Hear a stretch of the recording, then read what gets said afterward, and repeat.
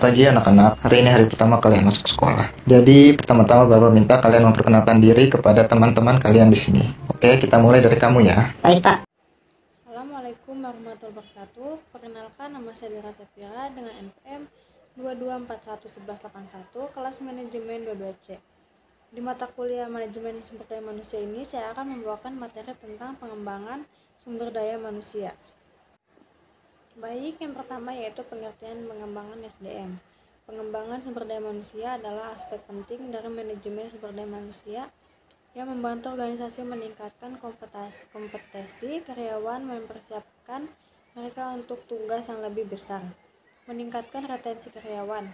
Hal ini juga mendukung inovasi dan adaptasi organisasi terhadap perubahan yang terus berlangsung di lingkungan bisnis. Selanjutnya, sumber daya manusia meliputi daya pikir dan daya fisik yang dimiliki setiap individu atau manusia. Karenanya, SDM menjadi unsur penting dalam kegiatan perusahaan yang termasuk dengan sumber daya manusia adalah yang pertama, tenaga kerja. Tenaga kerja adalah individu yang menghasilkan barang dan jasa dalam suatu perusahaan atau organisasi. Tenaga kerja ada di kosara usia 15 sampai dengan 65 tahun. Usia untuk ada di rentang usia 20 sampai dengan 40 tahun. Yang kedua, tenaga ahli. Tenaga ahli adalah individu yang memiliki suatu keahlian khusus. Tenaga ahli sangat dibutuhkan oleh perusahaan. Yang ketiga, pemimpin. Pemimpin berfungsi untuk memimpin jalannya perusahaan atau buruknya jalan perusahaan ada di tenaga pemimpin. Yang keempat, pengusaha. Pengusaha adalah individu yang mampu mengembangkan usahanya.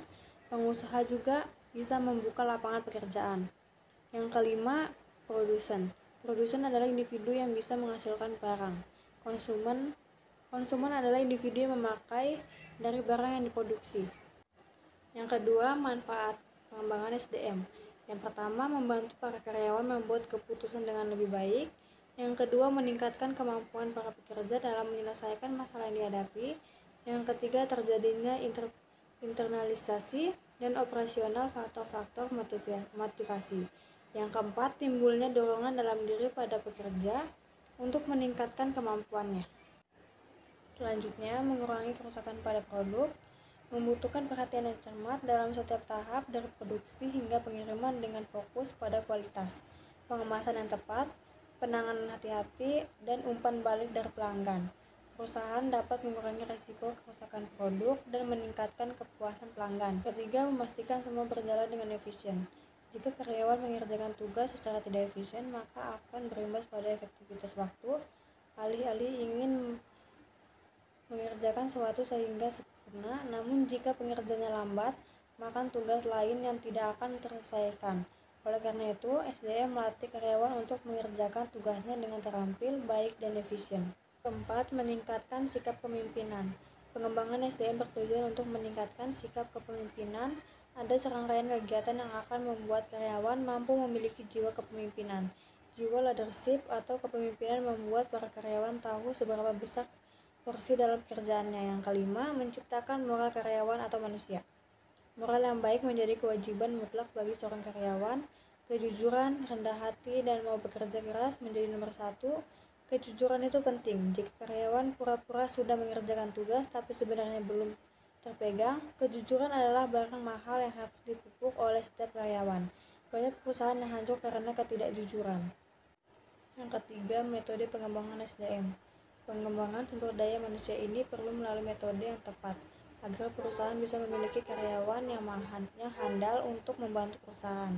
Metode-metode pengembangan sumber daya manusia antara lain adalah pelatihan atau training, magang pendidikan, rotasi kerja, studi banding, atau uji kompetensi.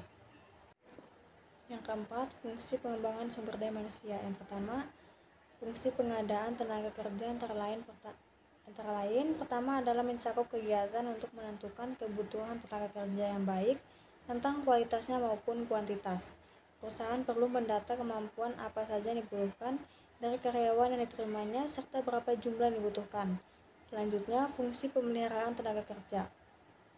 Fungsi pemeliharaan tenaga kerja mencakup pelaksanaan program ekonomis maupun non-ekonomis yang diharapkan mampu memberikan ketentraman kerja bagi pekerja sehingga para pekerja dapat Dengan tenang bekerja dan berkonsentrasi, kondisi ini diharapkan dapat menghasilkan prestasi kerja yang sesuai dengan harapan. Kesimpulan, dapat disimpulkan bahwa pengembangan sumber daya manusia bukan sekedar investasi, tetapi juga merupakan strategi penting yang berkelanjutan bagi kesuksesan jangka panjang organisasi.